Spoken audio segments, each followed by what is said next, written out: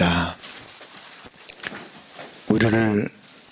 우리 인간이 해결할 수 없는 저주와 재앙에서, 지옥 배경에서, 사단의 손아귀에서 빠져나오게 하시고 그리스도의 증인으로 쓰임받게 하신 주님을 찬양합니다. 이 시간도 우리 자신을 보게 하시고 우리 현장을 보게 해주셔서 정말 우리는 그리스도만이 유일한 소망인 것을 확인하게 하시고 이 일의 증인으로 세움받는 축복을 누리게 하여 주옵소서. 주 예수 그리스도 이름으로 기도합나이다. 아멘. 우리 창세기 3장 보시겠습니다.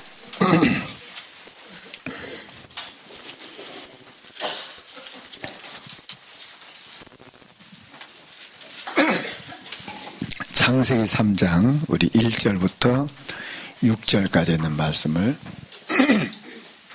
우리 한 절씩 교독하시겠습니다. 그런데 뱀은 여호와 하나님이 지으신 들짐승 중에 가장 간교하니라.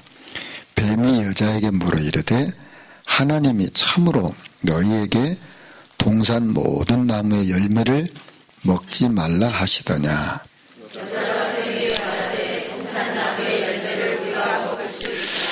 동산 중앙에 있는 나무의 열매는 하나님의 말씀에 너희는 먹지도 말고 만지지도 말라. 너희가 죽을까 하노라 하셨느니라. 너희가 그것을 먹는 날에는 너희 눈이 밝아져 하나님과 같이 되어 선악을 알 줄 하나님이 아심이니라.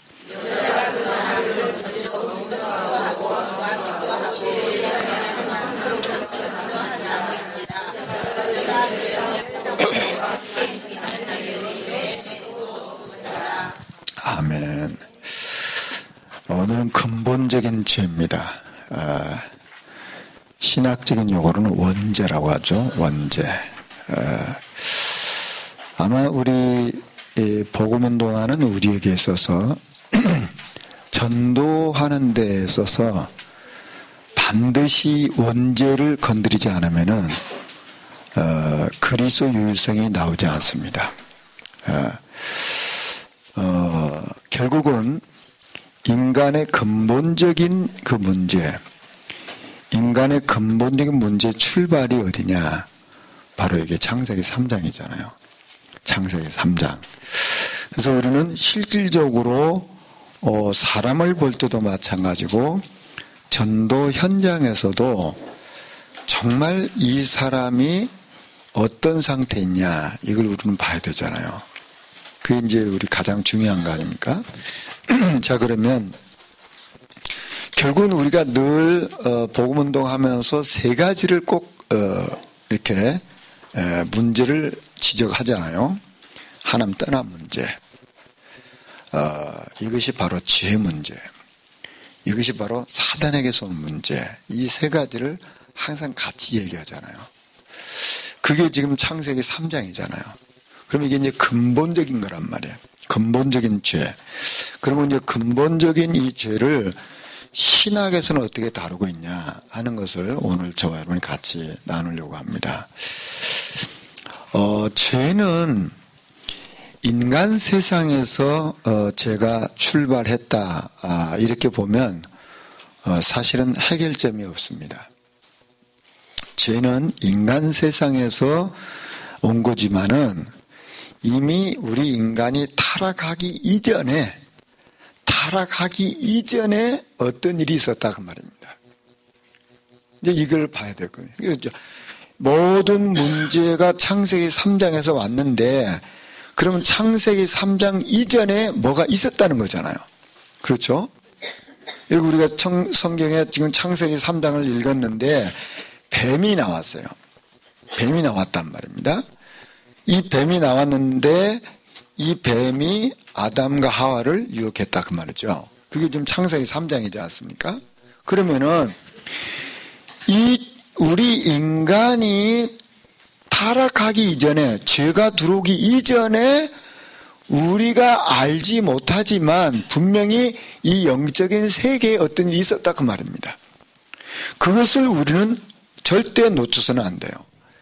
그래서 창세기 3장 1절에 뱀은 그랬거든요.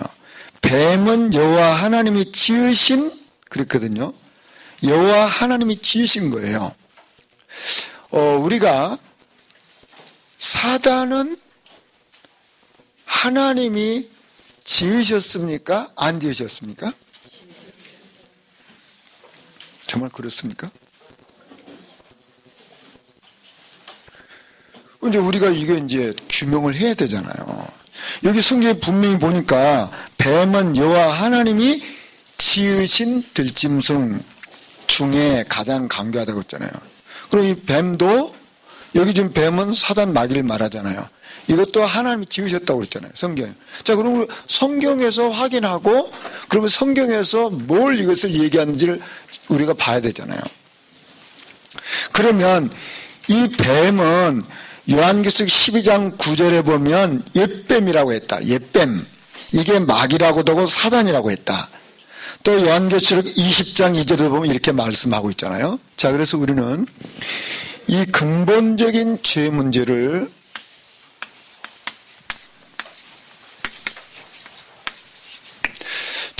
봐야 되는데, 그러면 이 죄라고 하는 것의 죄의 기원이 지금 어디서 출발했냐, 이걸 우리는 이제 봐야 되는 거죠. 죄의 기원이 어디서 출발했냐. 분명히 뭔가가 타락을 했어요. 타락을 했는데 뭐가 타락했냐? 천사가 타락했다 그 말입니다. 자, 골로새서 1장 16절을 보시면은 만물이 그에게서 창조되되 하늘과 땅에서 보이는 것들과 보이지 않는 것들과 혹은 왕권들이나 주권들이나 통치자들이나 권세자들이나 만물이 그로 말미암아 그를 위하여 창조됐다고 했어요. 그러니까 모든 것이 하나님이 창조하셨단 말이에요. 그러면 창세기 3장 1절에 보면 뱀은 여호와 하나님이 지으셨다고 했단 말이에요. 그러면은 원래는 이것이 악한 존재가 아니었어요. 그렇죠? 원래는 이게 악한 존재가 아니었단 말이에요. 그런데 이게 어느 순간에 우리는 정확하게 성경에 말씀하고 있지 않지만 어느 순간에 하나님이 지으셨는데 이게 어느 순간에 이게 문제가 왔다 그 말입니다. 자, 창세기 1장 31절에 보면 하나님이 지으신 그 모든 것을 보시니 보시기에 힘이 좋았다라고 그러거든요. 하나님이 지으신 모든 게 힘이 좋았는데 그 사이에 지금 창세기 3장에 이 뱀이 아담과 하와를 지금 유혹하는 내용이 나오는 거예요. 그러면 창세기 1장 31절과 그 다음에 창세기 3장 사이에 어떤 일이 있었던 거죠? 그렇지 않습니까? 예. 그래서 이게 유다서 1장 6절에 보면 이렇게 말씀하고 있어요. 신약성경 유다서 1장 6절에 보면은 또 자기 지를 지키지 아니하고 자기 처소를 떠난 천사들을 그런 말씀이 나와요. 큰 날 심판까지 영원한 결박으로 흑암에 가두셨으니 그랬거든요. 자, 그러니까 지금 이 요한계시록 12장 9절과 그 다음에 요한계시 20장 2절을 보면 이 옛뱀, 사단이라고도 하고 마귀라고 하는 존재를 성경은 말씀하고 있는데 바로 이 유다서 1장 6절에는 자기 지위를 지키지 아니하고 자기 처소를 떠난 천사 그랬어요. 자, 그러니까 원래 이 존재는 하나님이 선하게 지은 존재였는데 하나님을 찬송하는 그런 존재였는데 이것이 자기 위치를 떠났다 그 말이에요. 이게 이제 천사의 타락이죠. 자, 이렇게 성경은 설명하고 있습니다. 자, 우리는 성경적으로 보시고 성경에서 얘기하는 만큼 가시면 됩니다. 그렇죠? 성경에서 말씀을 하고 있는 내용을 보고 성경에서 지금 말씀하는 데까지 가시면 돼요. 여기 지금 옛뱀, 창세기 3장의 이 뱀, 뱀이 요한계시록 보니까 그게 옛뱀이라 이게 마귀라고 사단이라고 했는데 유다서 1장 6절에 보니까 이게 원래 자기 위치를 떠났단 말이에요. 자기 자리에서 떠나갔어요. 이게 이제 천사가 타락했음을 알 수가 있습니다. 그것이 지금 창세기 3장 사건을 일으켰다 그 말입니다. 자, 그래서 우리가 이것을 볼 때 그러면 이 죄의 그러면 기원이 그러면 어디냐 그 말입니다. 죄의 기원이 어디냐?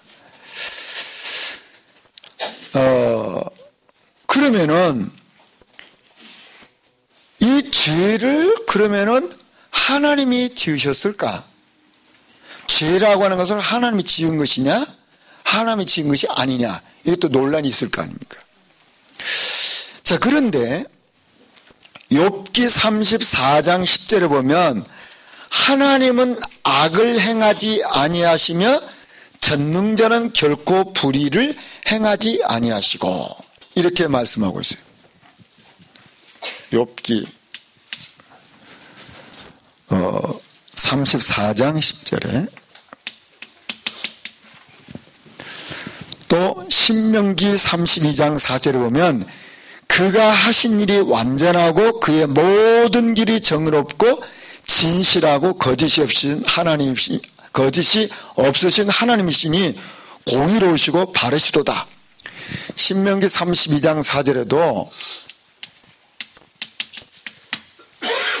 하나님은 악을 행하지 않고 완전하고 그의 모든 길 정의롭고 진실하고 거짓이 없다 그랬거든요.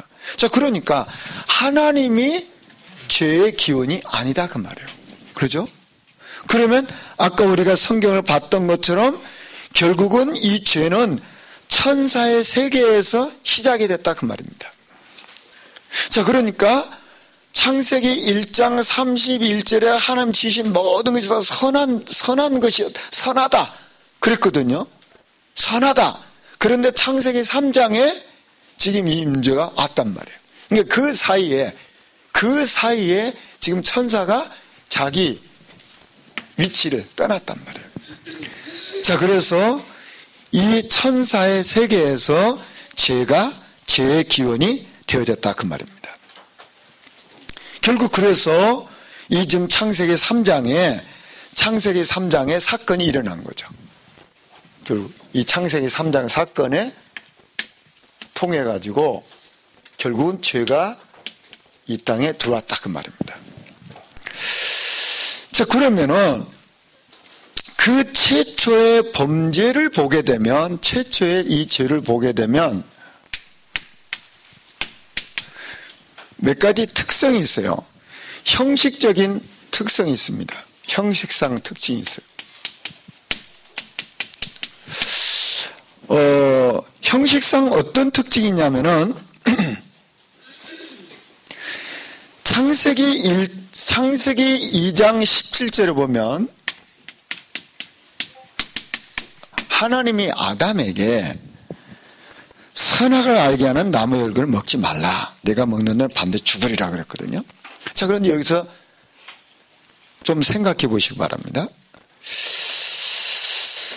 그 선악과라고 하는 열매를 따먹었기 때문에 죄입니까? 선악을 알게 하는 그 열매를 따먹었기 때문에 그게 죄입니까? 그럼 뭐가 죄죠? 예, 만약에 하나님이 이 말씀을 하지 않았다면 그 선악과 따먹은 게 죄가 아니잖아요. 그렇죠? 만약에 이 말씀을 네가 이거 먹으면 죽는다, 반드시 죽는다, 이 말씀을 안 했다면 선악과를 따먹어도 그게 죄가 아니잖아요. 형식적으로는. 그렇죠? 자, 그러니까 지금 우리가 얘기한 것처럼 하나님이 말씀을 하셨는데 그 말씀을 어긴 것이 죄다 그 말이에요. 형식적으로. 그렇죠? 그러니까 선악과 자체를 따먹었다고 그게 죄가 아니고 선악과를 먹으면 안 된단 말이에요. 그렇죠? 그러니까 무슨 말입니까? 하나님은 명령을 하시고 하나님은 순종하길 원하셨어요. 그렇죠? 자, 그러니까 하나님은 이 선악과를 먹으면 반드시 죽는다 그랬단 말이에요. 근데 그걸 먹었단 말이에요. 그럼 만약에 하나님이 선악과가 아니고 다른 것을 먹으면 안 된다, 이건 먹어도 좋다, 여기 하나님 말씀하시는 동산 중에 동산에 다른 거 다 먹어도 된다, 다 먹어도 돼, 동산 중에 요것만 먹지 말라 그랬거든요. 다 먹어도 된다. 근데 만약에 하나님이 예를 든다면 그 선악과 말고 다른 거 그걸 먹으면 안 된다, 그러면 선악과 먹어도 사실은 죄가 아니잖아요. 자, 그러니까 선악과를 먹었다고 해서 죄가 아니고 하나님이 명령한 것을 순종하지 않았단 말이에요. 형식적으로는 그렇단 말이에요. 형식상으로는. 자, 그러면 본질적으로 뭐가 문제가 됩니까? 본질상 문제가 뭡니까? 결국은 이 선악과 내용을 보게 되면은 하나님이 먹지 말라고 명령하셨는데 아담과 하와는 그 명령보다는 누구의 말을 더 들은 거예요? 그렇죠. 그러니까 어찌 감히 창조주 하나님의 말씀과 피조자인 그 뱀, 그것과 어떻게 비교가 됩니까? 여러분 이해가 되시죠? 창조주 하나님의 그 말씀과 사단도 피조물이거든요. 피조물의 말과 어떻게 그게 비슷하고 그게 비교를 할 수 있어요? 그럼 비교가 안 되는 거잖아요. 본질적으로 하나님과 사단을 동등한 위치에 놓는 그 자체는 벌써 근본적인 문제가 되는 거예요. 그렇죠? 근본적인 문제가 된단 말이에요. 어떻게 창조주 하나님의 말씀과 피조자인 사단의 말을 동급에 놓는단 말이에요. 그럴 수가 없죠.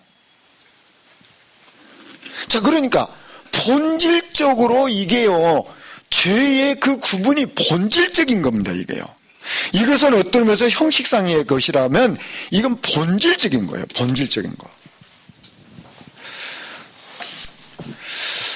그러니까 하나님을 사실은 안 믿는 거잖아요. 하나님이 창조주임을 안 믿는 거예요. 그러니까 피조물의 말을 듣는 거예요. 물론 사단이라는 존재의 말을 들은 건데 사단의 말이 아닐지라도 마찬가지 아니겠습니까? 하나님의 말씀과 피조자의 말을 동등하게 생각했고 더 나아가서 동등한 것이 아니고 하나님의 말씀보다는 이 뱀의 말을 더 수용하고 더 받아들이고 더 신뢰한 것이 본질상의 문제입니다. 자, 그러니까 창세기 3장 문제가 이게 본질상 하나님과 피조자의 피조물과의 관계거든요. 이런 관계입니다. 본질상. 그러니까 하나님의 말씀보다도 사람의 말을 더 신뢰하는 게 지금 불신 세계가 그렇잖아요. 저와 여러분이 과거에 우상공장 공장장 하실 때 아까 장로님 말씀하신 것처럼 하나님 말씀 우습게 여기고 사람 말 더 알고 또 점쟁이 말 더 알고 뭐 그랬잖아요. 그게 사실은 보면요. 이거 얼마나, 자, 그러니까 보시죠. 우리 죄가 이게 본질적인 죄입니다. 이게. 그러니까 우리가 죄를 얘기하게 되면 나중에도 계속 얘기하지만 죄를 얘기하다 보면 자꾸만 우리는 어떤 습관이냐면 자범죄, 윤리적인 죄, 도덕적인 죄를 자꾸 생각하는 거예요. 그게 우리가 많이 습관이 돼 있어요. 그런데 이 죄는요, 본질적인 겁니다. 어떻게 감히 하나님하고 뭐하고 비교가 됩니까? 될 수가 없는 거죠. 결국은 네가 이거 먹으면은 하나님 같이 된다.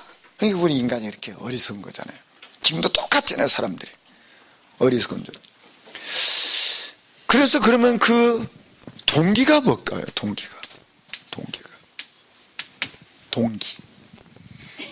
이게 참 문제잖아요. 물론 눈에 보이는 동기는 뱀이 유혹한 거죠. 선악과를 먹어도 된다. 그러니까 네 눈이 밝아진다. 그런 게 이게 된 거 아니겠습니까? 자, 그러니까 결국은 이것은 뭐가 지금 드러난 겁니까? 우리 인간 그 아담과 하와가 결국은 하나님의 말씀보다도 이 사단의 말을 더 듣는 그 근본적인 것이 있었단 말이에요. 그 근본적인 것이. 자, 그러니까 우리 인간은 본질적으로 하나님을 주인으로 모시려고 하지 않는 거예요. 이게 완전 타락한 본성이에요. 하나님을 주인으로, 하나님을 나의 주인으로, 하나님 나의 아버지로, 하나님 나의 왕으로 안 모시려고 하는 거예요. 여기 이제 사단이 개입한 거잖아요. 자, 그런데 여기에서요, 그러면 이제 학자들은 이런 부분을 얘기합니다. 그럼 왜 뱀이 하와에게 접근했을까 하는 겁니다. 여러분, 왜 뱀이 하와에게 접근했을까요?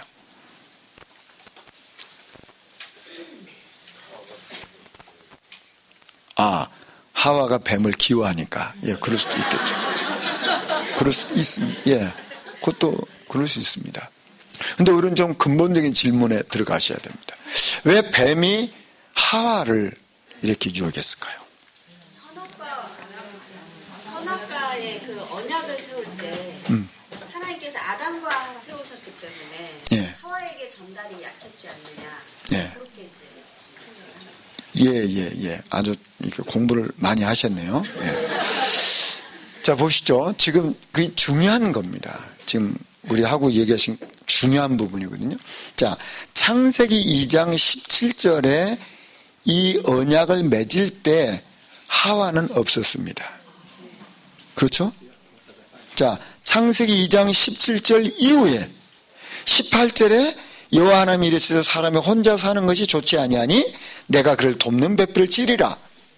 자, 그러니까 하나님이 아담과 이 언약을 맺을 때에 하와는 없었거든요. 그렇죠? 그러니까 아담과 맺은 언약이에요. 아담과 맺은 언약이에요. 그러니까 그 자리에 없었단 말이에요. 그 자리에 이미 없었어요. 하와는. 그러니까 지금 얘기한 것처럼 직접 언약을 전달받지 않았거든요. 그럼 여기는 이제 여러 가지 뭐 이렇게 우리가 생각할 수 있겠죠. 예. 여기서 이제 많은 메시지가 나옵니다. 사실은요. 그렇지 않겠습니까? 여러분 보시죠. 이게 보면 여기서 많은 메시지가 나와요. 예, 언약은 반드시 전달이 돼야 되는데 아담이 이렇게 전달을 희미하게 했을 수도 있고 그렇지 않습니까? 또 직접 받지 않으니까 자기의 실감이 없을 수도 있고 뭐 여러 가지 우리는 뭐 얘기를 할 수 있겠죠. 예, 추론해서 얘기할 수 있겠죠. 그러나 분명한 것은 뭐냐? 하나님이 아담과 언약하셨다 그 말이에요. 그때 하와는 없었어요. 그 현장이 없었어요. 그건 분명하잖아요. 하와는 그 이후에 하나님 지으셨기 때문에. 자, 그러니까 직접 언약을 맺은 것이 아니기 때문에 하와는 더 유혹을 받을 소지가 있었다 그 말입니다. 이건 학자들이 생각한 거예요. 저도 옳다고 보여주는 겁니다. 자, 그러니까 여기서 우리는 뭘 알 수 있냐면요. 이 뱀은 누구를 공격해야만이 가장 효과적인지를 알고 있는 거죠. 그렇죠. 아담을 공격하기보다는 하와를 공격하면 훨씬 쉽다. 이렇게 본 거죠. 그런데 하와를 넘어뜨리면은 저 아담도 넘어뜨릴 수 있구나. 이게 도미노 현상으로 탁탁탁 넘어지게 할 수 있으니까 그렇게 한 거잖아요. 그러니까 항상 사단은 자기 정체를 노출을 시키지 않고 넘겨뜨릴 만한 사람을 집중 공격해서 그 사람을 넘어뜨려서 도미노 이론처럼 다 넘어지게 하는 거예요. 이제 이런 것도 우리가 이제 메시지를 찾아낼 수 있는 거죠. 예. 이렇게 동기가 그렇다 그 말이에요. 자, 그러면 최초의 그 타락, 최초 그 최초의 타락을 보게 되면 지금 이제 창세기 3장이 최초의 타락이 되지 않습니까? 자, 그래서 이 유혹하는 그 내용을 잘 보면은 어떻게 유혹을 하냐면 결국은 이 하와에게 먼저 뭘 심냐면은 불신을 심고 불신앙을 심습니다. 그렇죠? 이렇게 불신을 심어요. 동산 모든 나무의 열매를 먹지 말라 하시더냐? 이렇게 말하면 불신을 심죠. 불신앙을 먼저 심습니다. 그래서 이 하와가 흔들리는 걸 보고는 탁 공격하는 거죠. 자, 이렇게 결국은 사단이 하는 짓이 뭐냐면 불신앙을 먼저 심는다. 그러니까 생각을 파고드는 거예요. 이렇게. 지금도 똑같습니다. 사단이 하는 방법이 똑같아요. 그래서 정말 우리가 불신앙만 하지 않아도 이건 하나님의 큰 은혜예요. 이 사단의 역사는 통나고 똑같기 때문에. 자, 그러면 그 결과는 어떻게 됐습니까? 자, 우리는 창세기 3장을 통해서 이것을 알 수가 있죠. 결국은 하나님과 관계가 깨어져 버린 거죠. 하나님과 관계가 깨어져 버리고 영적인 죽음뿐만 아니라 육신적인 죽음까지 오게 되고, 그 다음에 그 에덴 동산에서 쫓겨나게 되고, 또 그들이 살고 있는 그 지역까지, 그들이 있는 그 땅까지 저주를 받고, 이게 이제 창세기 3장이 계속 나오잖아요. 자, 그럼 결과가 이렇게 나온다. 이게 이제 창세기 3장이죠. 자, 그러면 이것을 신학적으로 원죄라고 합니다. 원죄. 그러면 이 원죄라고 하는 이 신학의 그 논리는 터툴리안이라고 하는 교부가 제일 처음에 이 원죄라는 말을 사용을 했습니다. 이 교부는 사도들의 제자들 보고 교부라고 합니다. 그러니까 12사도 있잖아요. 12사도들의 그 제자들 보고 교부라고 하거든요. 터툴리안이라고 하는 교부가 있는데 이분이 원죄라는 말, 성경에는 원죄가 없어요. 원죄라는 단어가 없잖아요. 자, 그런데 이걸 터툴리안이 원죄라고 이렇게 설명을 했는데 어거스틴에 의해서 이것이 교리적으로 정립이 되기 시작합니다. 자, 그래서 이게 이제 교회 그 역사를 보게 되면, 교리사를 보게 되면 항상 그 교회 안에 논쟁이 일어나요. 논쟁이 일어나면서 결국은 교리가 확립이 됩니다. 그래서 이제 아마 여기도 교회사 이렇게 공부하시죠. 교회사 또 교리사를 공부하죠. 그렇게 되면은 그 교리가 이렇게 형성이 되거든요. 논쟁을 통해서. 그래서 이 원죄 교리는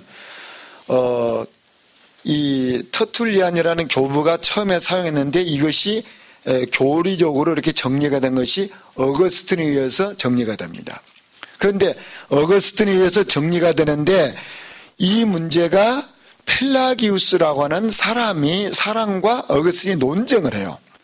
논쟁을 통해 가지고 어거스틴이 원죄라고 하는 이 교리가 형성이 됩니다. 자, 그래서 이 펠라기우스, 제가 다음 시간에도 펠라기우스에 대해서 좀 얘기를 해야 되는데요. 이 펠라기우스라고 하는 사람은 무슨 생각을 가졌냐면은 이 죄가, 아담과 하와의 죄가 어떻게 우리 인간에게 유전되느냐, 전가가 되느냐, 그건 아니지 않느냐, 이런 입장이에요. 펠라기우스 입장은. 근데 어거스틴은 어떤 입장이냐면 이 아담과 하와의 죄가 그 후손들에게 그대로 실제적으로 나타난다, 이런 입장이에요. 그래서 말하자면 죄의 유전설을 어거스틴이 주장을 합니다. 자, 그래서 결국은 이 원죄라고 하는 이 교리가 형성이 되는 거예요. 그러면 이제 이 원죄가 그러면 어떻게 사람들에게 지금 우리에게까지 이렇게 오느냐, 이것이 또 이제 제 전가라는 그런 부분으로 또 논의를 해야 됩니다. 어떻든지 오늘 여기 지금 원죄론이 어떻게 형성됐냐, 이것은 교부 터툴리안이라는 분이 처음 사용했고 어거스틴과 펠라기우스가 논쟁을 했는데, 펠라기우스는 이 죄가 그 후손들에게, 오고 오는 세대에게 전달이 안 됐다. 이렇게 입장이고, 어거스틴은 그 창세기 3장의 아담과 하와의 죄가 우리에게까지 그대로 유전이 됐다. 실제로 이어졌다. 이런 입장이 어거스틴 입장입니다. 그럼 여러분은 어느 주장이 맞습니까? 예, 어거스틴 주장이 맞죠. 예. 그래서 이제 원죄론이 이렇게 형성되는데 여러분들 이제 원죄론을 인정하는 거예요. 이걸 인정하지 않는 분은 어떤 주의냐면 펠라기우스 주의예요. 여기는 펠라기우스 주의가 없어요. 여기는 다 이제 어거스틴의 입장을 따릅니다. 근데 이제 우리 개혁교회에서는 어거스틴보다 더 구체적으로 들어갑니다. 이제 다음 시간에 그걸 하려고 합니다. 어떻든지 이런 것이 이렇게 있다. 그러면 이건 분명히 성경적인 근거가 있는 거죠. 성경적인 근거를 가지고 얘기하는 거죠. 그냥 논적으로 끝나는 것이 아니고 펠라기우스도 나름대로 성경적인 근거를 가지고 얘기하고 있고 어거스틴도 성경적인 근거를 가지고 얘기하고 있습니다. 그런데 성경 전체적인 걸 보게 되면 어거스틴이 말하고 있는 것이 더 훨씬 많고 거의 대부분이고 펠라기우스는 말하자면 이 원죄 자체를 인정을 못하니까 결국은 어떻게 됩니까? 잘못되는 그런 이제 사상이 되는 겁니다. 그래서 교회사에서 펠라기우스는 이단으로 정죄를 받습니다. 예. 그래서 원래 이단이라는 것은 이렇게 학적으로 성경적으로 논란이 돼가지고 이렇게 된 것이 이단인 거예요. 그냥 기분 나쁜 게 이단이고 뭐 어떤 게 이단이고 그건 아니죠. 그것은 예. 밥 먹다고 화나니까 이단 뭐 그렇게 하면 그건 아니에요. 그건 너무 신학의 신자도 모르는 거죠. 예. 우리는 펠라기우스 입장이 아니다. 우리는 이렇게 보는 겁니다. 자, 그러면 원죄라고 하는 게 하는 겁니다. 원죄라고 하는 게 뭐냐? 그 원죄는 결국은 우리 인간이 이 땅에 태어나면서부터 죄의 그 신분과 죄의 상태를 가지고 태어난다. 그런 말입니다. 그렇죠? 우리 인간이 태어나는 그 순간부터 죄의 그 신분과 상태를 가지고 태어난다. 이게 원죄예요.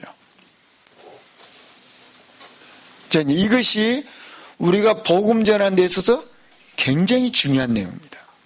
자, 그러면 자, 원죄 입장에서 보면 지금 막 태어났어요. 막 태어났습니다. 막 태어났는데 불행하게도 막 태어났다가 생명이 이렇게 끝났어요. 그럼 죄인입니까? 아닙니까? 왜 죄인이에요? 죄를 하나도 안 졌는데. 이게 이제 중요한 거거든요. 이게. 자, 그러니까 이 원죄를 이해하는 입장에서는 뭐냐면 이 땅에 태어나는 어떤 사람도 죄의 그 신분을 가지고 태어난다 그 말입니다. 그렇죠? 그러니까 막 태어났다가 1초 만에 세상을 떠나도 그는 원죄 가운데 있는 거예요. 그렇죠? 이 부분이 윤리적인 사람들, 도덕적인 사람은 이해가 안 되는 겁니다. 이해가 안 되는 거죠. 근데 지금 신학에서 이런 부분이 어떻게 그 유아가 아무 죄도 없는데 죄인이 될 수 있냐. 이렇게 지금 어떤 신학에서는 이 얘기를 하고 있어요. 근데 저와 여러분은 분명히 이 어거스틴과 같은 원죄를 인정하기 때문에 죄인이라고 보는 겁니다. 펠라기우스주의 입장에서는 죄가 아니죠. 그런 죄인이 아니에요. 예. 지금 미국의 많은 신학에서는 이런 부분이 논의가 되고 있어요. 그래서 어떻게 이 유아가 아무 죄도 없는데 죄 가운데 있을 수 있냐? 그렇지 않을 것이다. 뭐 이런 얘기도 있어요.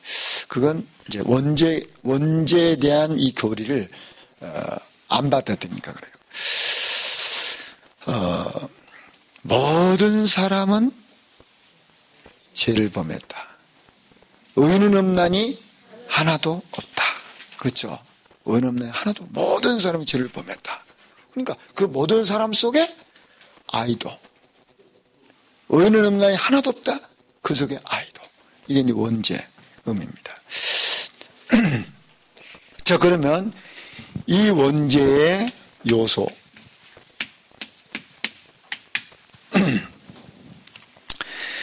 그 원초적인 죄책을 가지고 있는 것입니다. 자, 이건 무슨 얘기냐면은 그 원초적이라는 말은 여기서 지금 사용한 이 단어는 무슨 얘기냐면요, 지금 이 죄의 그 출발, 죄의 그 책임과 형벌적 책임이 있어요. 자, 그러니까 죄는 반드시 죄로 끝나는 것이 아니라 그 죄의 값을 받게끔 돼 있잖아요. 그렇죠? 죄의 싹은 사망이잖아요. 반드시 그렇잖아요. 그러니까 죄는 반드시 그 죄로 인한 책임이 따르게끔 돼 있어요. 그렇죠? 그러니까 죄의 싹은 반드시 죽게끔 돼 있어요. 그 죽음은 어떤 죽음입니까? 영적인 죽음이에요. 육신적인 죽음도 물론 포함되지만은 죄의 싹은 반드시 죽음이라 그 말이에요. 그래서 이 원초적인 죄책이라 그 말입니다. 자, 그래서 이 원죄는 우리 인간의 부패를 어떻게 보냐면 전적인 부패로 보는 것입니다. 이 원죄는 본질적으로 우리 인간은 부패하다 그 말이에요. 사도행전 17장 9절에 보면 만물보다 거짓되고 심히 부패한 것은 마음이라. 또 창세기 6장 5절에 보면 그의 마음으로 생각하는 모든 계획이 항상 악하다. 이렇게 말씀하고 있거든요. 자, 그러니까 우리 인간은 전적으로 부패한 존재다. 그러니까 그 마음 자체가 그런 상태다. 그런 말입니다. 자, 그리고 우리 인간은 전적으로 무능하다. 자, 이 전적으로 무능하다는 말은 무슨 말이냐면은 영적인 부분에서 말하는 거예요. 영적으로 우리 인간은 영적으로 무능한 존재이기 때문에 영적인 선, 영적인 걸 알 길이 없어요. 맞아요. 원죄 가운데 있기 때문에 우리 인간은. 자, 그래서 이 원죄와 인간의 자유, 그랬거든요. 이게 자유.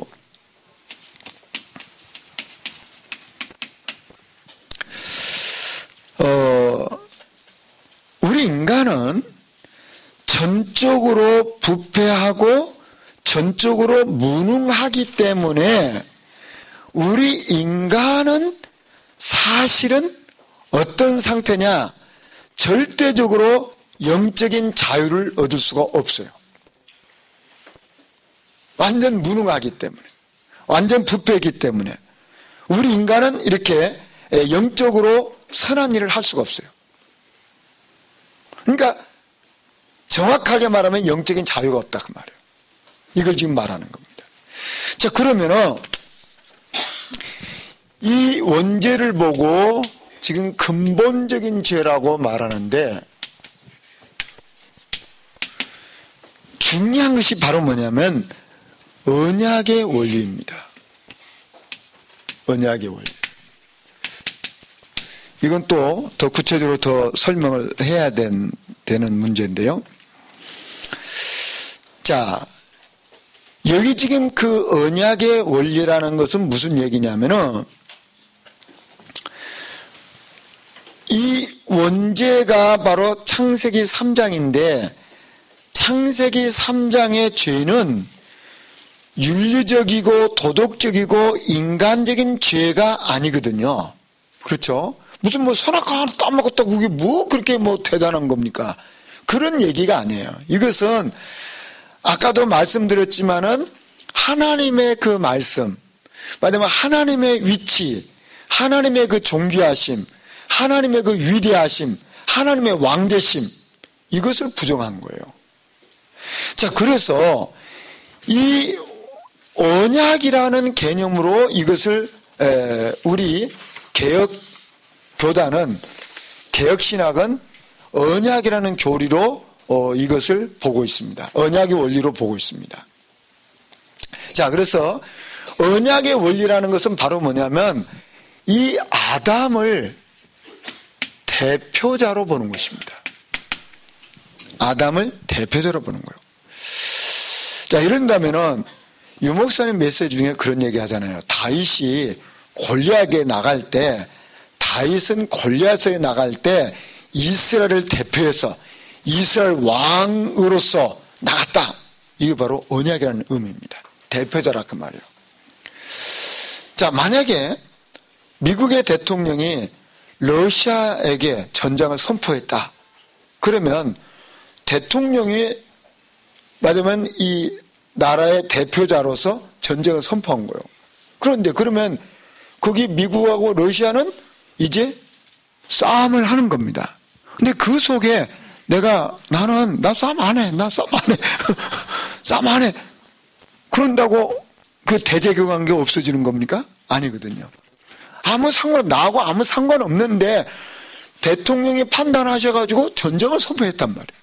러시아가 저쪽을 지금 뭐 어떻게 하니까 안 되겠다. 전쟁했다. 그러면 그때부터 전쟁이 일어나는 거예요. 나하고 상관이 없는 거예요. 그게 받으면 대표성입니다. 이게 대표성의 원리예요. 자, 그러니까 아담의 범죄가 언약의 원리로 말하면은 대표성의 원리에 의해서 아담의 모든 후손은 창세기 3장에 그대로 오는 거예요. 자, 이 대표성 원리, 이 언약의 원리를 우리가 받아들일 때 그리스도께서 십자가상에서 우리의 모든 문제를 해결하셨다는 것을 언약의 원리로 받아들이는 것입니다.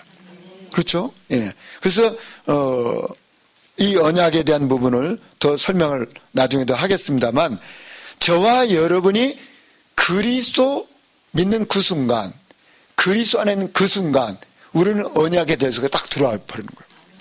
그런데 이 땅에 태어난 모든 사람은 아담의 후손 속으로 그 대표성 원리에서 그 속에 있는 거예요. 그분이 훌륭하고 착하고 진실하고 뭐 실력 있고 뭐하고 상관없이, 우리는 부자고 연약하고 뭐 그래도 상관없이, 이게 언약의 원리거든요. 자, 그래서 이 원죄라고 하는 것이 바로 뭐냐면 이 언약의 원리에 의해서 설명이 되어진다, 그런 말입니다. 자, 그 다음에 이 아담이 타락을 했어요. 자, 그런데 아담이 타락을 했는데 하나님이 창조한 모든 것에게, 특별히 우리 인간에게 그리고 천사에게, 이 영적인 존재로 만든 이 존재들에게 하나님은 뭘 주셨어요? 자유의지를 주셨어요.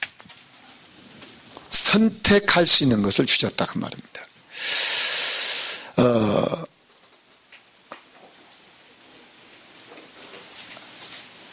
하나님은 우리 인간을 영적인 존재로 이렇게 우리 인간을 창조하셨어요. 그래서 우리 인간이 하나님을 찬양하길 원하시지, 우리 인간이 기계적으로 컴퓨터처럼 이런 아무 의지가 없는 그런 존재로 창조하지 않으셨거든요. 자, 그러니까 아담은 이런 영적 존재로 창조하셨기 때문에 자유의지가 있어요. 그래서 타락할 가능성이 있었던 거예요. 또 천사도 똑같아요. 그래서 천사가 타락할 수 있었다, 그 말입니다. 우리가 이런 부분을 이해를 하시면 되겠습니다. 자, 그래서 우리 인간에게 자유의지가 있었다, 그런 말입니다. 그래서 이 아담이 결국은 타락의 가능성이 있었다, 그 말이에요. 왜냐하면 피조물이기 때문에, 자유의지를 주셨기 때문에. 자, 그러면 이 아담의 범죄의 결과는 어떻게 됩니까? 범죄의 결과.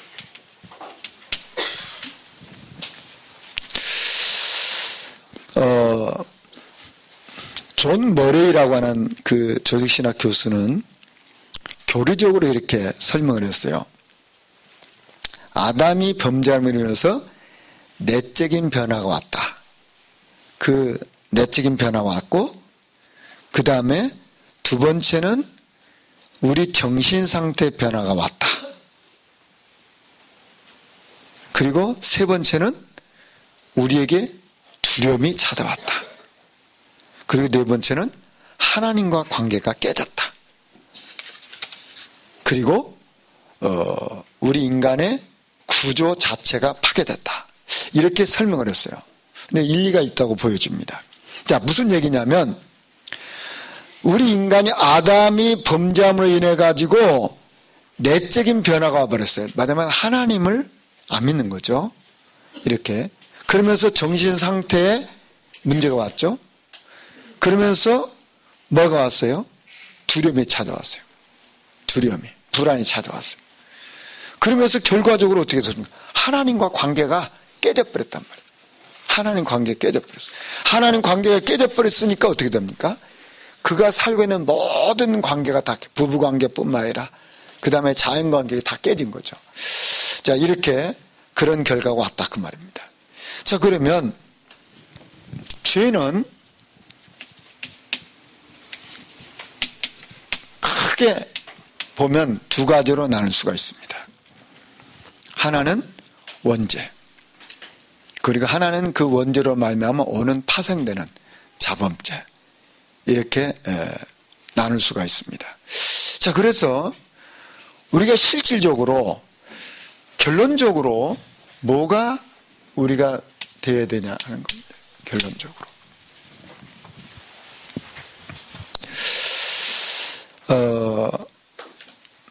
왜 우리가 근본적인 창세기 3장 문제를 계속 강조하고 이걸 또 말해야 되냐 하는 겁니다. 자, 우리는 인간 그러면 인간은 본질상 진노의 자녀거든요. 그렇죠? 창세기 3장에 아담의 후손으로 태어난 모든 인간은 죄 가운데 있어요. 자, 이 죄 가운데 있기 때문에 이 창세기 3장이 결국은 우리로 말하면 이 언약적인 죄란 말이에요. 언약적인 죄. 만약 언약의 성격이라 그 말입니다.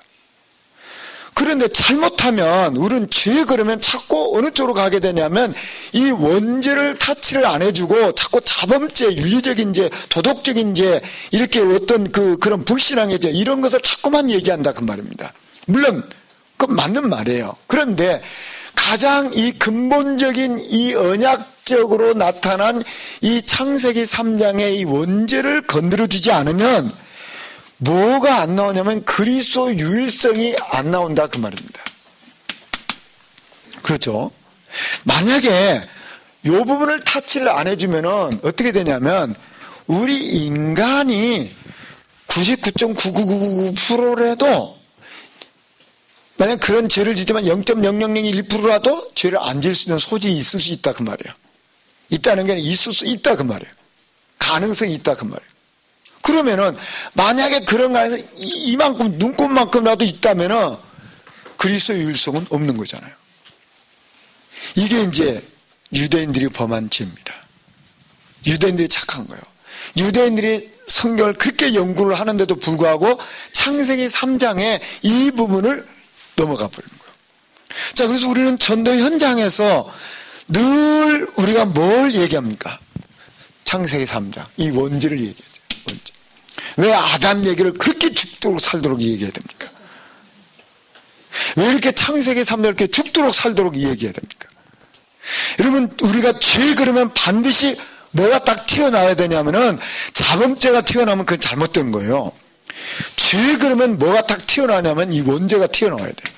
창세기 3장이 딱 튀어나와야 돼요. 그러면 이 자범죄, 여기서 말한 죄 구분해서 자범죄라고 하는 것은 여기에서 파생되는 하나의 적은 것들이에요. 사람들의 눈에 보기에는 이게 큰 것처럼 보이지만 이게 적은 거란 말이에요. 그 근본적으로 뭐가 문제냐 말이에요. 근본적으로. 바로 이 창세기 3장이라고 말이에요. 이것은 우리 인간이 어느 정도 가능성이 있어요. 자범죄는요. 그런데 이것은 우리 인간의 방법으로 안 된단 말이에요. 인간은 안 되는 거예요. 그리스도에는 안 되는 거예요. 그래서 예수는 왜 십자가에 못 박고 죽으셔야 됩니까? 이것 때문에. 그럼 이건 어디서 온 겁니까? 바로 사단에서 왔다 그 말이에요. 이게. 자, 그래서 우리는 왜 우리가 전도 현장에서 왜 그 삼중직 인간의 근본적인 세 가지 문제를 계속해서 타치해 줘야 되냐? 그렇지 않으면 그리스도 율성이 안 되는 거예요. 이게 우리가 꼭 이 부분을 봐야 됩니다. 근본적인 죄. 그래서 우리는 죄 그러면 인간 그러면 항상 인간 그러면 뭘 딱 보시면 근본적인 죄를 딱 보셔야 돼요. 이걸 타치해 줘야 되는 거예요. 그렇죠? 저 사람 착한데요. 착하죠. 얼마나 착합니까? 착하죠. 너무너무 착해요. 눈에 보기에. 그런데 하나님이 보실 때는 그리스도가 없는 인생은 이 언약의 눈으로 보기 때문에 아무리 착한들, 아무리 훌륭한들, 아무리 대단한들 죄인이라 그 말이에요. 그렇죠? 그리스도 안에 있는 사람은 아무리 부족한들 그는 그리스도 안에 있는 거예요. 이게 언약 관계라면 언약 관계. 이런 부분이 저와 여러분 정리가 되어졌으면 좋겠습니다. 그래서 이게 사람을 볼 때 어떤 사람 볼 때도 근본적인 죄. 또 죄 얘기가 나오면 우리 죄 얘기가 나오면은 항상 이게 먼저 이게 튀쳐나와야 돼요. 이게 거의 99.9%가 근본적인 죄를 다스려줘야 돼요. 그렇죠? 근본적인 죄를 다스려줘야 됩니다. 자꾸만 잘못하면 이 파생되는 걸 이렇게 제가 어느 분이 이 뭡니까 민물고기 가물치 있잖아요. 가물치가 힘이 장사거든요. 가물치를 이분이 손으로 잡아요. 손으로 잡는데 이만한 걸 손으로 딱 잡아가고 나오는 거예요. 그분이 장로님이신데 그래서 제가 여쭤봤어요. 아니 장로님, 그게 내가 이게 이제 땅에다 놨는데 잡아도 막 이렇게 그러는 거예요. 이 가물치가 얼마나 힘이 세냐면요, 통에다 담으려면 이렇게 빳빳이 섭니다 막. 그렇게 힘이 세요. 그러면 어떻게 그게 잡았고 나오세요? 그랬더니요, 무슨 간단합니다 그러더라고요. 이거 어떻게 하는데요? 그랬더니 이게 가물치는요, 눈만 가려주면요 얌전하답니다. 난 그거 몰랐어요. 눈만 가려주면 얌전하대요. 이렇게 딱 잡을 때 이게 잡고 이제 아가미가 또 잡고 눈만 이렇게 가려주면 가만히 있대요. 순한 양같이. 근데 이제 눈이 이렇게 보이면 팍 하는 거예요. 그거 못 잡습니다. 그 비밀을 가르쳐 주더라니까요. 꼭 뭐와 같으냐? 이 원죄. 눈을 가려야지 자꾸만 꼬랑지를 붙잡고 몸통을 붙잡고 이게 왜 그러냐 그러면 이게 해결책이 없는 거예요. 이게 그렇지 않습니까? 원통을 딱 붙잡아 버려야 돼. 원죄. 이걸 딱 붙잡아 버리면 꼼짝 못하는 거예요. 사단이. 원죄. 제가 별 얘기를 다 합니다. 예. 저기 이제 죄를 구분할 때요. 예. 저기 조상의 죄는 따로 들어가나요? 조상의 죄도 뭐 자범죄 속에서 들어가는 거죠. 예. 그래서 다 원죄 안에서 오는, 원죄 안에서 무수하게 많은 게 다 자범죄 속에 들어가죠. 그걸 뭐 우상숭배 때 나눠도 상관없고요. 죄를 크게 나누면 원죄와 나머지 죄입니다. 그러니까 이 원죄를 뿌리를 잡아버리면은 나머지는 이렇게 다 이렇게 오는 거잖아요. 예. 하나님 감사합니다. 우리에게 정말 근본적인 죄, 그 뿌리를 알게 하시고 이 죄 문제를 그리스도께서 십자가에서 해결하셨음을 찬양합니다. 이 축복 우리가 누리게 하시고 정말 우리는 증인으로 전도자로 세움받도록 주님 축복하옵소서. 주 예수 그리스도 이름으로 기도합나이다. 아멘.